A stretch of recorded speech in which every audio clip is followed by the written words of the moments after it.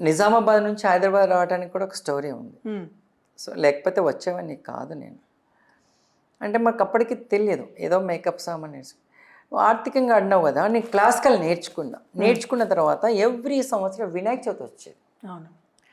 చాలామంది అబ్బాయిలు ఆడవేషం వేసేవాళ్ళు, తర్వాత వినాయక చవితి షోలు చేసేవాళ్ళు. హ్మ్.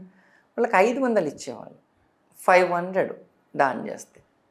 నేను గురువుగారిని అన్నాను, గురువుగారు క్లాసికల్ నేర్చుకున్నా కదా, నాకు ఆర్థికంగా కొంచెం ఉపయోగపడుతుంది, సినిమా డాన్సులు చేయొచ్చు అని అడిగిన. కోప్పడ్డారు. హ్మ్. ఏంట్రా ఏదో సినిమా డాన్సులు నేర్చుకోవడానికి వచ్చావా, క్లాసికల్ నేర్చుకోవడానికి వచ్చావా అని.